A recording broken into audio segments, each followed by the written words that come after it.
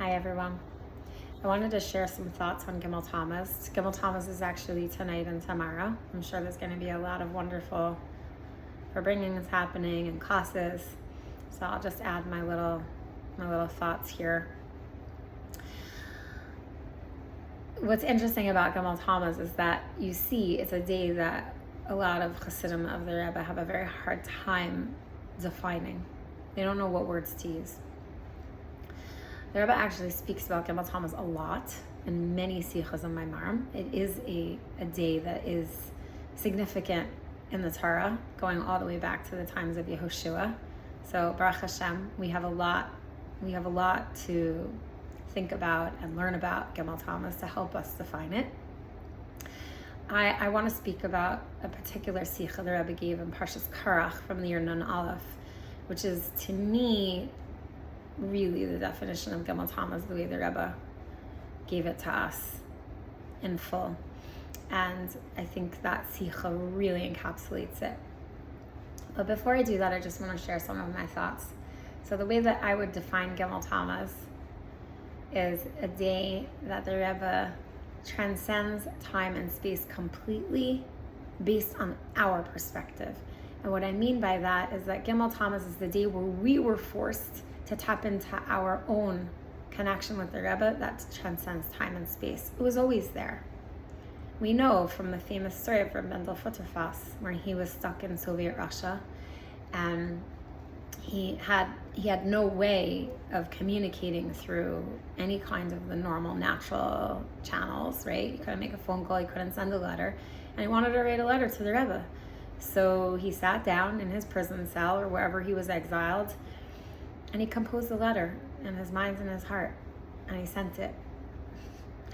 And the story goes that when he was released from Russia, he got out, and he joined his wife and children in England, I believe. There was a response waiting for him, right? I think what's incredible about this story is not that the Rebbe responded. I think that makes sense to us. We know the Rebbe transcends time and space. I think what's incredible about this story is how much Reb Mendel believed that he could actually write a letter without any pen or paper. And I think that's what Gimmel Tammuz gave all of us, is you transcend time and space. You do. Of course the Rebbe does. That's an of course to us. But we have to believe in ourselves enough to know that the Rebbe wants us to transcend time and space. I think that the last mimer the Rebbe gave us, Ba'asat Tzava, really illustrates that. Like, I need you to believe, because when you believe, then you elevate me too. So there's no question that we have the ability to connect to the Rebbe and to get the Rebbe's kochos now more than before. And what I mean by more than before is because the more is on us. The more we believe, the more we tap into it, the more we'll have it. It was always that way. But Gimmel Tammuz is like the gateway, I think, to us forcing ourselves to step up to the plate. And that's really also what the Rebbe says in the Karach Sicha from Nun Aleph. The Rebbe says Gimmel Tammuz is a confusing day if you look at it at first glance, right? It's a confusing day. But if you peer beneath the surface a little bit, you'll see that it's actually the beginning of the Gula. That's how the Rebbe defines Gimmel Tammuz, the beginning of the Gula. Why? Because what's the Gula? The Gula is when the Jewish people wake up. They wake up from Gullus. They realize why they came to this world, and they actually really believe they can do it. Hashem gave us Torah and mitzvahs, and He said, go do these deeds and have the kavanas and everything that Torah and mitzvahs encapsulates, which is a lot, right? There's layers and layers of depth to it, but actually believe that you can affect the world with these Torah and mitzvahs that I'm giving you, right? It says on Har Sinai, Hashem bridged heaven and earth. He gave us the ability to affect the world through our avoda. But we have to actually believe we can do it. What's Melech HaMashiach's role? Is to wake up the Jewish nation and make them realize why they're here and give them the tools to do their job, right? We think of Melech HaMashiach as waving a magic wand. That's not Melech HaMashiach. Melech HaMashiach is a king. He's a king who inspires the entire Jewish nation to complete the task and to actually bring the Gula by believing that they can.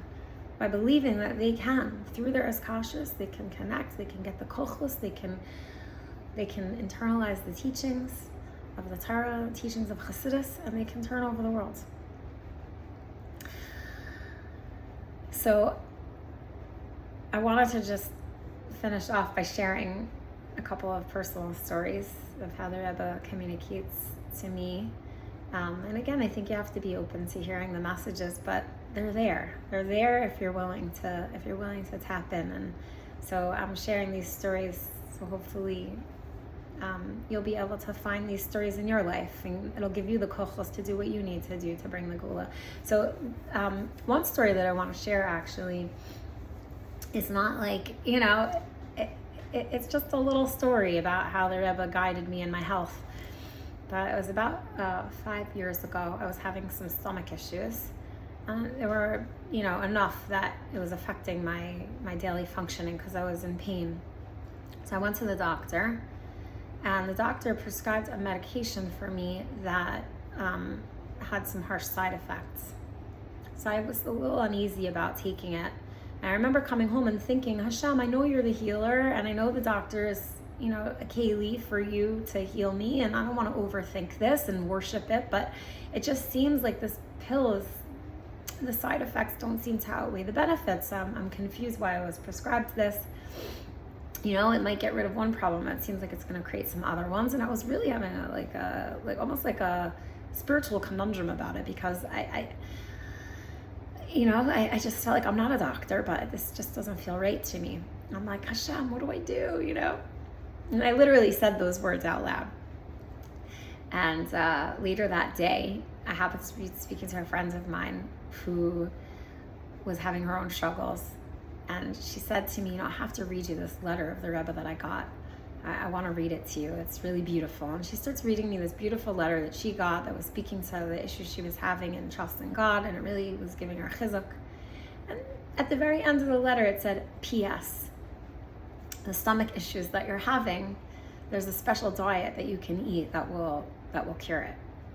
So I tell my friends, I'm like, you won't even believe it. I literally just an hour ago was telling Hashem that I didn't want to take this medication. I told her the issues I was having, and she says, oh, that's so funny, because by Shkachal Pratis, I had the same issue. And my doctor recommended this particular diet, and she sent me the link to the book, and I bought it, and I followed this diet, and my stomach issues went away. I have another story where I had learned something in Chassidus, and it was a beautiful idea, but I started to really think deeply into it, and it caused me to have a lot of questions, a lot of existential questions about myself and my avoda, to the point where I was tossing and turning in bed at night. Like I couldn't sleep because I was so confused about how to relate to a certain idea, and it was making me anxious, and it was creating a lot of inner tension in my being, and I couldn't sleep. So I got out of bed at 5 a.m. just because I wasn't sleeping, and I make these hachlatas. I really try to keep to it, where I don't look at my WhatsApp until after I daven, which frequently can be pretty late in the day. I daven every day, Baruch Hashem, but I'm taking care of my kids in the morning. Sometimes I don't daven until 11 a.m.